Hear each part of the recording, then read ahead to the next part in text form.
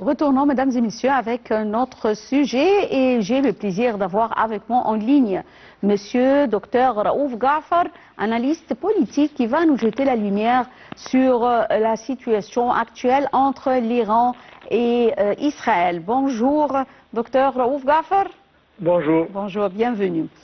Alors, tout d'abord, on a vu que le président Abdel Fattah el-Sisi a jugé nécessaire une approche globale des dossiers de sécurité liés à la non-prolifération nucléaire dans la région, estimant important la création ou plutôt la création au Proche-Orient d'une zone exempte des armes de destruction massive.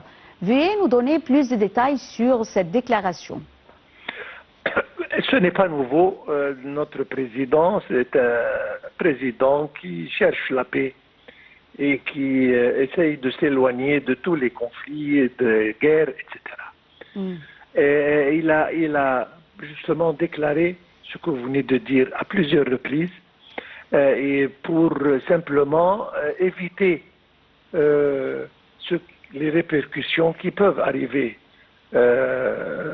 si jamais les armes nucléaires sont utilisées. Bon, alors, c'est un espoir que au moins la zone du Moyen-Orient soit sans armes exactement, exemple de armes militaires et nucléaires, etc. Voilà. Je pense pas que ça va arriver, mais au moins, si jamais la communauté mondiale met un peu plus de pression, au moins Israël peut signer sur les accords qui ont à faire avec les armes nucléaires. Parce que jusqu'à présent, ils ne sont pas membres même, et ils n'ont pas signé des accords pour régulariser l'utilisation et la production, etc., de ce genre de choses. Une initiative, une déclaration très, je veux dire, compréhensive. Espérons bien que, comme je viens de dire, la communauté mondiale essaye d'exercer une certaine pression pour que les choses s'améliorent.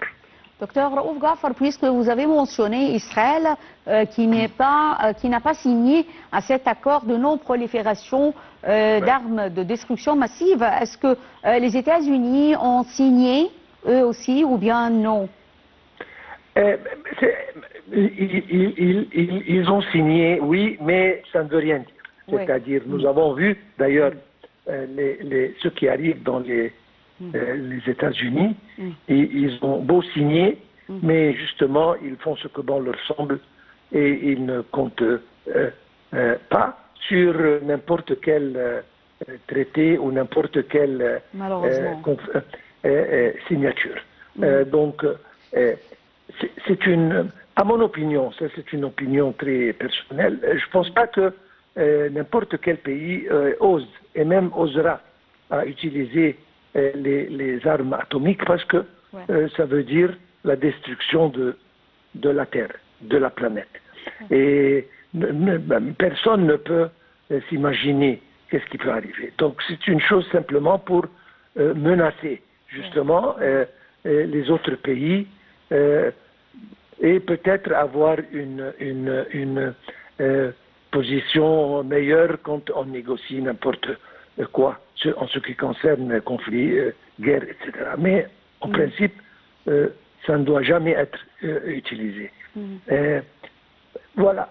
Je pense que non seulement Iran, mais dans le futur proche, il y aura des autres pays qui auront la même ambition de développer leur atomique et rentrer dans le club. Je ne sais pas la réaction, mais impérativement, ce genre d'armes doit être très bien régularisé sur le plan global, mondial, et même le plus important, c'est que les pays, que ce soit les pays qui ont signé ou non, obéissent et suivent justement les régulations. Exactement. Alors, docteur Raouf Ghafar, on a vu que Israël a bombardé l'Iran même vendredi soir, et l'ultimatum du début, avant l'ultimatum même, le début des négociations devrait avoir lieu dimanche. Alors, ils ont, on peut dire, c'était un camouflage, un genre de camouflage. Et encore une fois, on a vu que les États-Unis ont bombardé l'Iran. Avant, ils ont donné à l'Iran 2 semaines pour laisser tomber les armes ou l'enrichissement d'uranium, environ 2 semaines, et ils ont bombardé eux aussi l'Iran avant ces 2 semaines, le premier jour des paroles du président américain Donald Trump. Alors, l'Iran a menacé de bombarder les positions, on peut dire les bases américaines qui se trouvent dans plusieurs pays, notamment dans les pays du Golfe. Est-ce que l'Iran pourrait-elle réaliser de quoi elle a menacé? Si jamais ils arrivent à un point où ils ont leur dos contre le mur à 100%, certainement ils vont rétalier. Ils n'auront à ce moment rien à perdre. Et ça, c'est un grand risque que les États-Unis prennent.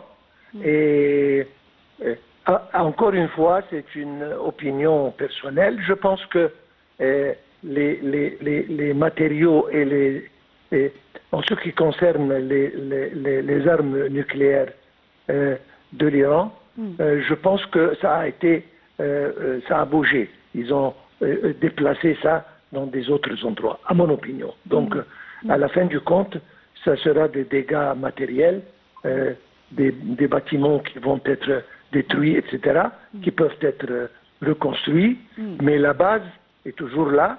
Ils ont beau tuer des scientifiques, des hommes de science, des généraux, etc., de l'armée, il y aura toujours un second rang qui va les remplacer. Notamment avec un grand pays comme l'Iran, ce n'est pas... c'est un pays d'une grande civilisation, ancienne civilisation. Absolument, absolument. Et encore, il y a des autres, on peut dire des biproduits, c'est-à-dire si jamais on ferme le trait de Hormuz, par exemple, ça va avoir des répercussions vraiment sérieuses sur tout le monde. Donc ce n'est pas une affaire de destruction d'un bâtiment ou d'arrêter le dossier nucléaire, mais il faut regarder sur la photo un peu plus globale. Alors, je tiens à vous remercier infiniment, Dr Raouf Ghafar, pour ces informations concernant la situation actuelle entre Israël et l'Iran.